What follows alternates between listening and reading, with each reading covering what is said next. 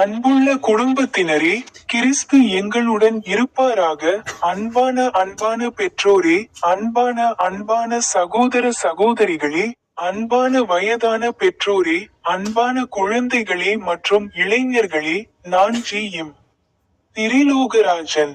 இன்று ஜனவரி 25ஆம் தேதி, 3வது சாதாரண ஞாயிற்றுக்கிழமைக்கான பிரார்த்தனை. ஓ அன்புள்ள பிதாவே, இந்த புனித ஞாயிற்றுக்கிழமை உங்கள் வார்த்தைக்கும் உங்கள் அன்புக்கும் நன்றியுடன் நாங்கள் உங்கள் பாதத்தில் வருகிறோம்.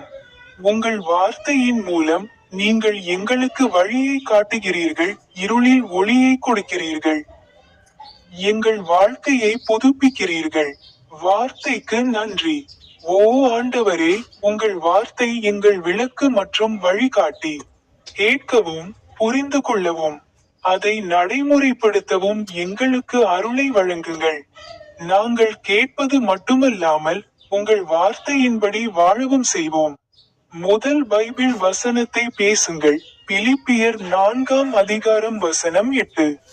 ஆகையால் சகோதரர்களே, உண்மையுள்ளவை எவையோ, கண்ணியமானவை எவையோ, நீதியானவை எவையோ, தூய்மையானவை எவையோ, அழகானவை எவையோ, நற்பெயர் பெற்றவை எவையோ, ஏதேனும் நல்லொழுக்கம் அல்லது பாராட்டுக்குரியவை எவையோ இருந்தால் இவற்றை பற்றி தியானியுங்கள்.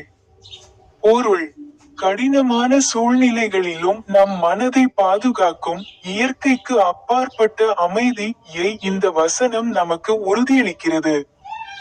இது நம் எண்ணங்களை தூய்மையாகவும் நேர்மறையாகவும் வைத்திருக்க நம்மை தூண்டுகிறது. மொழிபெயர்ப்பு: கடவுளின் சமாதானம் என் எண்ணங்களை காக்கிறது. வேண்டுகோள்: ஆண்டவரே, என் இதயத்திலிருந்து கவலைகளை நீக்கி நேர்மறையான எண்ணங்களால் என்னை நிரப்புங்கள். ஜெபம்: ஓ சமாதான பிரபுவே, என் எண்ணங்களை கிறிஸ்து இயேசுவால் பாதுகாத்து நல்ல விஷயங்களில் மட்டுமே கவனம் செலுத்த எனக்கு உதவுங்கள். ஆமென். 2வது பைபிள் வசனம் ஏசாயா 9ஆம் அதிகாரம் வசனம் 3. நீங்கள் தேசத்தை பெருக்கினீர்கள், அதற்கு மிகுந்த மகிழ்ச்சியை கொடுத்தீர்கள். அறுவடை காலத்தில் அவர்கள் உமக்கு முன்பாக மகிழ்ச்சியடைகிறார்கள், மக்கள் கொள்ளையை பங்கிடும்போது மகிழ்ச்சியடைகிறார்கள்.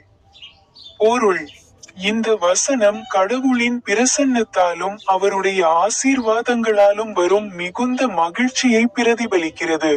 கடின உழைப்புக்கு பிறகு அறுவடையில் ஒரு விவசாயி மகிழ்ச்சியடைவது போல, கடவுள் தம் மக்களுக்கு அதே ஆழமான மற்றும் உண்மையான மகிழ்ச்சியை தருகிறார். ஜெபம்: வல்லமையுள்ள தேவனே, எங்கள் வாழ்க்கை பாடல்களாலும் உமது மகிமையின் மகிழ்ச்சியாலும் நிரப்பப்பட உம்முடைய ஆசீர்வாதங்களால் எங்களை நிரப்பும். ஆமென்.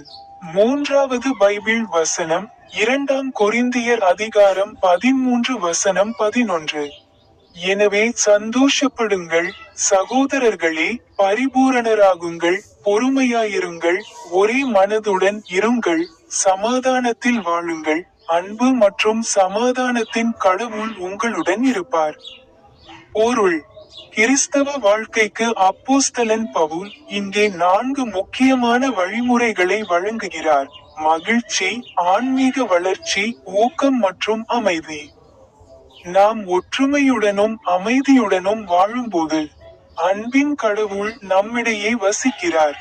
ஜெபம்: அன்பின் பெருங்கடலே, ஒரே இருதயத்தையும் மனதையும் எங்களுக்கு கொடுங்கள், இதனால் நாம் அமைதியுடனும் வாழ முடியும். ஆமென்.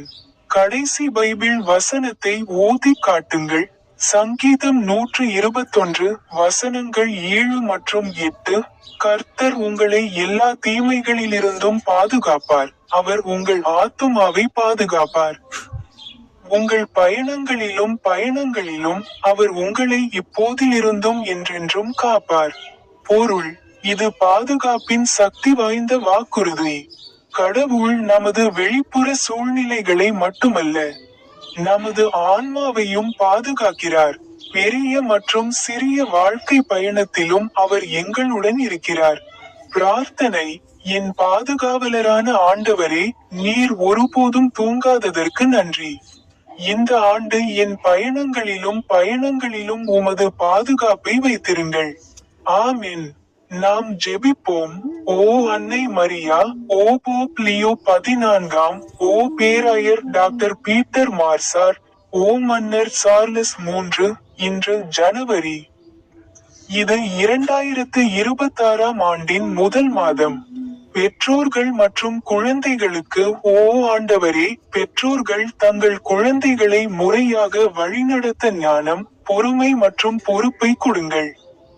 உமது பயத்தில் வளர குழந்தைகளுக்கு கீழ்ப்படிதல், மரியாதை மற்றும் அன்பின் இதயங்களை கொடுங்கள். அர்ப்பணிப்பு ஜெபம். ஓ ஆண்டவரே, இன்று எங்கள் குடும்பங்களை உமது புனித இருதயத்திற்கு அர்ப்பணிக்கிறோம். எங்கள் ஒவ்வொரு வீடும் ஜெபம், அன்பு மற்றும் சேவையின் மையமாக இருக்கட்டும். கர்த்தராகிய இயேசு கிறிஸ்துவின் நாமத்தினாலே நாங்கள் இதை ஜெபிக்கிறோம். ஆமென்.